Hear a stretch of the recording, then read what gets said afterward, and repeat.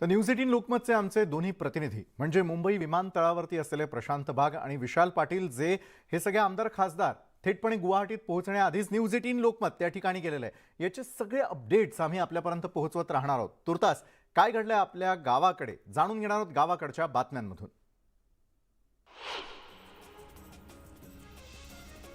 गोंदियामध्ये थंडीचा जोर कायम आहे। जिल्ह्याचा पारा 12 अंश सेल्सिअस वरती स्थिरावलाय। मात्र थंडीपासून बचाव करण्यासाठी नागरिकांनी शेकोट्यांचा आधार घ्यायला सुरुवात केली आहे।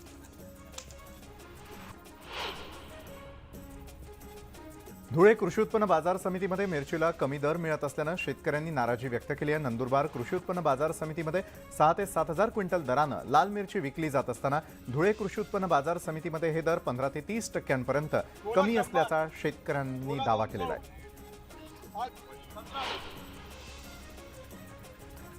हिंगोली कृषी उत्पन्न बाजार समितीच्या हळद मुंढ्यामध्ये मोठ्या प्रमाणात हळदीची आवक झालेली आहे। बाजार समितीच्या आवारापासून दूरवर हळदीच्या वाहनांच्या रांगा लागलेल्या होत्या। हळदीला 6,500 ते 7,000 रुपये प्रति क्विंटल दर मिळाला आहे। मुंबई ठाणे या मोठ्या शहरांनंतर ग्रामीण भागातही गोवरचा धोका वाढलेला आहे। पंढरपूर इथल्या 3 बालकांमध्ये गोवरची लक्षणं दिसून आल्यानं पालकांमध्ये मोठी खळबळ उडाली आहे। या तिन्ही बालकांवरती शासकीय रुग्णालयामध्ये उपचार सुरू आहेत। पेणमध्ये दिवा सावंतवाडी गाडीला थांबा मिळावा अशी मागणी पेण रेल्वे प्रवाशांनी रेल्वे अधिकाऱ्यांना निवेदन देऊन केलेली आहे। मागण्या मान्य न झाल्यास 11 डिसेंबरला तीव्र आंदोलनाचा इशारा देण्यात आलेला आहे। पेणमधील काराव ग्रामपंचायतीच्या हद्दीमध्ये डोंगरावरती अनधिकृतपणे उत्खनन सुरू आहे। याबाबत पेण तहसील कार्यालयाकडून एकूण 45 लाखांच्या दंडाची नोटीस संबंधितांना बजावण्यात आली आहे। पुणे जिल्ह्यातील गुंजवणी धरणामधून पुरंदर तालुक्यासाठी सुरू केलेल्या बंद पाईपलाईनचं काम मालवली इथल्या शेतकऱ्यांनी बंद पाडलेलं आहे। वाजेघर आणि वांगणी शेतीच्या पाणी योजनेच्या निविदा निघत नाहीत तोपर्यंत काम सुरू करू देणार नाही असा इशारा गुंजवणी संघर्ष समितीने दिलाय। विदर्भ मराठवाड्यामधील उद्योगांना मिळणारी वीज सवलत बंद झालेली आहे आणि त्यामुळे अनेक उद्योग अडचणीत सापडले। दरम्यान 10 उद्योग आणि 36 कंपन्या बंद झाल्यामुळे रोजगार आणि महसुलावरही याचा परिणाम होतोय। अकोला जिल्हा परिषदेच्या सर्वसाधारण सभेमध्ये सत्ताधारी आणि विरोधकांमध्ये चांगलीच जुंपली। 15व्या वित्त आयोगाचा अहवाल सादर करण्यापूर्वी सरस यांची कार्यशाळा न घेतल्यानं उपमुख्य कार्यकारी अधिकाऱ्यांवरती सदस्य संतापले। शिर्डी साईबाबा संस्थानचा 175 कोटींचा आयकर माफ करण्यात आलेला आहे। 2 वर्षात दानपेटीमध्ये आलेल्या दानावरती 30% कर लावण्यात आलेला होता। उद्धव ठाकरे यांची बुलढाण्यामधील चिखली इथे जाहीर सभा होणार आहे। सत्तांतरानंतर पहिल्यांदाच उद्धव ठाकरे विदर्भातील जिल्ह्यात येतात। अशामध्ये जिल्ह्यातील 2 आमदार आणि खासदार प्रतापराव जाधव यांच्यासह अनेक पदाधिकाऱ्यांनी शिंदे गटामध्ये प्रवेश केल्यानं उद्धव ठाकरे काय बोलणार याकडे सगळ्यांचं लक्ष लागून आहे। सांगलीमधील उमदी गावात जत तालुका कृती समितीची महत्त्वाची बैठक झाली। महाराष्ट्राची लाज ठेवायची असेल तर तालुक्यातील सुविधांचा सर्व्हे करण्याचं आवाहन समितीनं केलंय। जत तालुका पाणी संघर्ष कृती समितीनं राज्य सरकारला एका आठवड्याचा अल्टिमेटम दिलाय। आठवडाभरामध्ये उमदीमध्ये येऊन पाणी प्रश्नावरती तोडगा काढावा अन्यथा कर्नाटकमध्ये जाऊ असा इशारा देण्यात आलाय। योगगुरू बाबा रामदेव यांच्या वादग्रस्त विधानावरती यशोमती ठाकूर सडकून टीका करताना दिसल्या। भगवा परिधान करून खालच्या दर्जाचं वक्तव्य करणं अशोभनीय आहे। राज्यामध्ये सुरू असलेल्या गोष्टींवरती पडदा टाकण्यासाठी असं वक्तव्य केल्याचं त्या म्हणाल्या। अमृता फडणवीसांनी राज्यपालांच्या विधानाचं समर्थन करणं दुर्दैवी असल्याची प्रतिक्रिया एकनाथ खडसेंनी दिली। ज्यांना पाठराखण करायची आहे त्यांनी करा पण आधी कोश्यारींची हकालपट्टी करा अशी मागणी खडसेंनी केलेली आहे। माजी केंद्रीय गृहराज्यमंत्री हंसराज आहिर यांची राष्ट्रीय ओबीसी कमिशनच्या अध्यक्षपदी नियुक्ती करण्यात आली। राज्यामध्ये ओबीसी आरक्षणाबाबत रणकंदन चाललेलं असताना भाजपनं मोठा निर्णय घेतलेला आहे। आम्हाला सुविधा मिळाल्यास कर्नाटकामध्ये जाण्याचा प्रश्नच नाही असं विधान कन्नड साहित्य परिषदेच्या सोमशेखर जमशेट्टींनी केलं। तर बेळगावप्रमाणे सोलापूर ही उपराजधानी करण्याची मागणी त्यांनी केली आहे। कराडमधील कार्यकर्ता मेळाव्यामध्ये विविध पक्ष आणि संघटनांमधील पदाधिकारी कार्यकर्त्यांनी बाळासाहेबांची शिवसेना पक्षामध्ये प्रवेश केला आहे। मुख्यमंत्र्यांच्या उपस्थितीमध्ये हा पक्ष प्रवेश झालेला आहे। मुख्यमंत्री एकनाथ शिंदे यांच्या हस्ते पंचगंगा घाटावरती जलपूजन आणि आरती करण्यात आली। तसंच नदीकाठी दिव्यांची रोषणाई करण्यात आलेली होती। वर्ध्याच्या हिंगणघाट भाजप अल्पसंख्याक शहर अध्यक्ष मोहम्मद साबिर यांच्यासह भाजप पदाधिकारी कार्यकर्ते यांनी राष्ट्रवादी काँग्रेस पक्षामध्ये प्रवेश केलाय। यावेळी शहर आणि ग्रामीण भागातील कार्यकर्ते उपस्थित होते। हिंगोली शहरामधल्या महावीर भवनामध्ये भाजप युवा मोर्चाच्या कार्यकर्त्यांचा मेळावा आयोजित करण्यात आलेला होता। या मेळाव्याला भाजप युवा मोर्चाचे प्रदेशाध्यक्ष राहुल लोणीकर यांनी मार्गदर्शन केलेलं आहे। वैजापूरमधील महालगाव इथे ठाकरे गट आणि शिंदे गटामध्ये झालेल्या राड्यावरून आमदार प्राध्यापक रमेश बोरणारे यांनी थेट वेरगाव पोलीस ठाणे गाठलं। बोरणारे यांचे सहकारी महेश बुणगे यांच्यावरती झालेल्या हल्ल्याबाबत 10 ते 12 जणांवरती गुन्हा दाखल करण्यात आलेला आहे। धुळे महानगरपालिकेच्या स्थायी समितीमध्ये धुळे शहराचे एमआयएमचे आमदार डॉक्टर फारुख शाह यांच्या विरोधात ठराव पारित करण्याची मागणी करण्यात आली आहे। भाजपचे नगरसेवक नागसेन बोरसे यांनी ही मागणी केली आहे। पंढरपूरमध्ये काँग्रेस आणि राष्ट्रवादीनं राज्यपालांविरोधात आंदोलन केलं। दरम्यान यापुढे कोणत्याही महापुरुषाबद्दल आक्षेपार्ह विधान केल्यास तीव्र निदर्शनं करण्याचा इशारा देण्यात आलेला आहे। धुळ्यातील शिरपूरमध्ये हिंदू जन आक्रोश मोर्चा काढण्यात आला। यावेळी आफ्ताब पूनावाला फाशी द्या आणि धर्मांतर विरोधी कायदा करा अशी मागणी आंदोलकांनी केलेली आहे। बीडमध्ये हिंदू जनजागरण समितीनं जिल्हाधिकारी कार्यालयासमोर आंदोलन केलं। लव जिहाद विरोधी कडक कायदा करण्याची मागणी आंदोलकांनी केलेली आहे। करमाळ्यामधील विहाळच्या जिल्हा परिषद शाळेतील शिक्षकाविरोधात तक्रार करण्यात आली। सतत गैरहजर, शिकवणीकडे दुर्लक्ष आणि विद्यार्थी ग्रामस्थांसोबत गैरवर्तन करत असल्याची तक्रार मास्तर विरोधात करण्यात आली। दरम्यान या शिक्षकाला तत्काळ निलंबित करण्याची मागणीही संतप्त ग्रामस्थांनी केलेली आहे।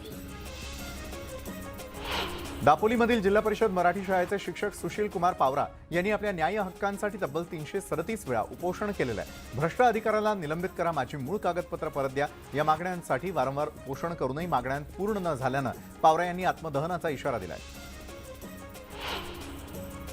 वनाधिकार कायद्याच्या काटेकोर अंमलबजावणीसाठी नाशिक जिल्हा किसान सभेच्या वतीनं तहसील कार्यालयावरती मोर्चा काढण्यात आला। गायरान तसंच सरकारी आकारी पट्टीमध्ये जमिनीवरील अतिक्रमण हटवण्याचा मुंबई हायकोर्टाचा आदेश त्वरित मागे घ्या अशी मागणी यावेळी करण्यात आली।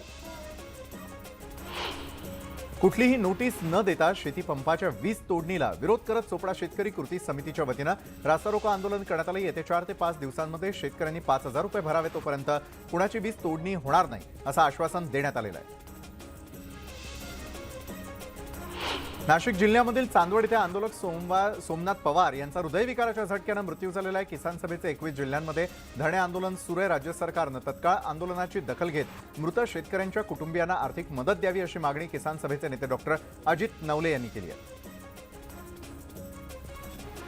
जुनी पेन्शन योजना लागू करावी यासह विविध मागण्यांसाठी धुळ्यामध्ये राज्य सरकारी कर्मचारी मध्यवर्ती संघटनेच्या वतीनं आंदोलन करण्यात आलं। यावेळी कर्मचाऱ्यांनी जोरदार घोषणाबाजी करत एकच मिशन जुनी पेन्शन लागू करा अशा घोषणा देखील दिल्या। बोरी आंबेदारी बंदिस्त पाईपलाईन योजनेला विरोध करणाऱ्या आंदोलनकर्त्यांची पालकमंत्री दादा भुसे यांनी भेट घेतलेली आहे। यावेळी आंदोलन मागे घेण्याचं आवाहन त्यांनी केलं। कॅनलद्वारे पाणीपुरवठा करण्याची मागणी मान्य होत नाही तोपर्यंत आंदोलन मागे न घेण्याचा निर्धार आंदोलनकर्त्यांनी केलेला आहे। औरंगाबादमध्ये वाईन शॉपच्या कर्मचाऱ्यांना बेदम मारहाणीनंतर संतापलेल्या माजी महापौरांनी कोणत्याही मार्गाने का होईना वाईन शॉप बंद पडणारच असा निर्धार केलेला आहे। ही बातमी न्यूज 18 लोकमतनं दाखवल्यानंतर सुदाम सोनवणे यांना व्हिडिओ बनवून स्पष्टीकरण द्यावं लागतंय। यात वाईन शॉप येत्या 1 ते 1.5 महिन्यामध्ये बंद करणारच असा निर्धार त्यांनी बोलून दाखवलाय। औरंगाबाद पुणे महामार्गावरती भीषण अपघात झाला। गंगापूर तालुक्यातील कायगाव इथे जेसीबी आणि क्रुझरचा अपघात झालेला आहे। यात एकाचा मृत्यू झालेला असून 7 जण गंभीररित्या जखमी झालेले आहेत। जुन्नर तालुक्यामधील आणे इथे 2 दरोडेखोरांना पोलिसांनी अटक केली। या आरोपींनी एका घरामध्ये दरोडा टाकत महिलांच्या अंगावरील सोन्याचे दागिने तसंच रोख रक्कम असा 4,44,000चा मुद्देमाल थांबवला। त्या ठिकाणी या प्रकरणी 2 आरोपींना पोलिसांनी बेड्या ठोकल्या। शिवभोजन थाळीचं बिल काढण्यासाठी 70,000ची लाच स्वीकारणाऱ्या पुरवठा निरीक्षकाला एसीबीनं रंगेहात अटक केली। निरीक्षक निलेश राठोडवरती गुन्हा दाखल झाल्यानं जिल्ह्यात खळबळ उडाली आहे।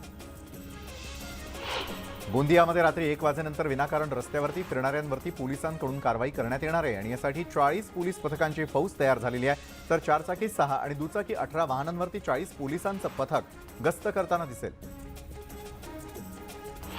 नागपूर जवळील उमरेड कराडला अभयारण्यामध्ये सूर्यावाघाच्या ऐटदार चालीचा व्हिडिओ व्हायरल होतोय। उमरेड कराडला जंगलामध्ये सूर्यावाघ त्याचा रुबाबदार आणि दिमागदार चालीमुळे पर्यटकांच्या आकर्षणाचा केंद्रबिंदू ठरतोय।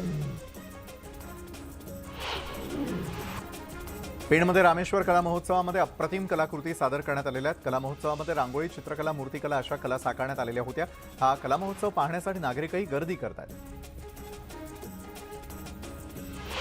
एक भारत श्रेष्ठ भारत या उद्देशाने विद्यार्थी काश्मीर ते कन्याकुमारी रोलर स्केटिंगद्वारे प्रवास करत जनजागृती करतात. या भारत रोलर स्केटिंग यात्रेचं पेणमध्ये मोठ्या उत्साहात स्वागत करण्यात आलेलं आहे.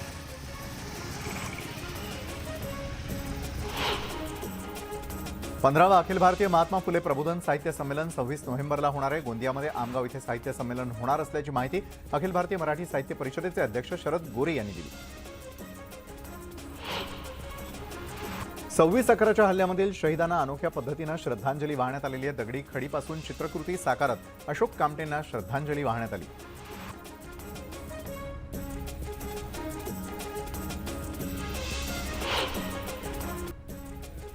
मावळमध्ये अनेक दिवसांपासून रिक्त असलेल्या मंडळ कृषी अधिकारी पदावरती अखेर नंदकुमार साबळेंची नियुक्ती झालेली आहे आणि त्यामुळे वडगाव मावळात कृषी अधिकाऱ्यांनी त्यांचं स्वागत केलेलं आहे. जुन्नरमध्ये ऊसाची धोकादायक पद्धतीने वाहतूक केली जात असल्याचा प्रकार समोर आलेला आहे. ट्रकला 2 ट्रॉली लावून वाहतूक केली जात असून याकडे कारखाना प्रशासन आणि आरटीओ कार्यालय दुर्लक्ष करत असल्याचा आरोप होतोय. तुळजापूर तालुक्यामधील पांगर दरवाडी इथे हरिदास निंबाळकर यांचा 2 एकर ऊस तोडणीच्या प्रतीक्षेत आहे. या संदर्भात शेतकऱ्यांना महावितरणच्या वरिष्ठ अधिकाऱ्यांना लेखी पत्र दिलंय. ऊसाच्या फडामधून इतर शेतीला वीज पुरवठा करणारी सबलाईन गेल्यानं शेतकरी हैराण झालाय. जमिनीपासून वरती केवळ 5 फूट अंतरावरती तारा असल्यामुळे जीवितास धोका निर्माण झालेला आहे. विरोधी पक्षनेते अजित पवार हे आज बारामती दौऱ्यावरती असून त्यांनी विविध विकास कामांना भेट देऊन पाहणी केलेली आहे. 2023 मध्ये होणाऱ्या कृषी प्रदर्शनाच्या पूर्वतयारीबाबत शेतीची त्यांनी पाहणी केली. यावेळी त्यांनी science and innovation activity centre इथे उभारण्यात आलेल्या विविध उपक्रमांची माहिती घेतली. कर्नाटकचे मुख्यमंत्री बोम्मईंनी केलेल्या वक्तव्यानंतर दौंड शहरामध्ये मराठा महासंघाच्या वतीनं कर्नाटक एसटीवरती जय महाराष्ट्र आणि जाहीर निषेध असं लिहित आंदोलन केलं गेलं आणि त्यामुळे दौंडमधील आंदोलकांवरती दौंड पोलिसात गुन्हा दाखल करण्यात आलेला आहे. दिव्या आगर इथल्या सुवर्ण गणेश मंदिरामध्ये दर्शनासाठी येणाऱ्या भाविकांची संख्या वाढली आहे. त्यामुळे या भाविकांच्या सोयीसाठी देवस्थान ट्रस्टनं विविध उपक्रम हाती घेतले. सुसज्ज असे भक्तनिवास उभारण्याचा संकल्प ट्रस्टनं घेतलेला असून अन्नछत्र, फिरता दवाखानाही सुरू केला जाणार आहे.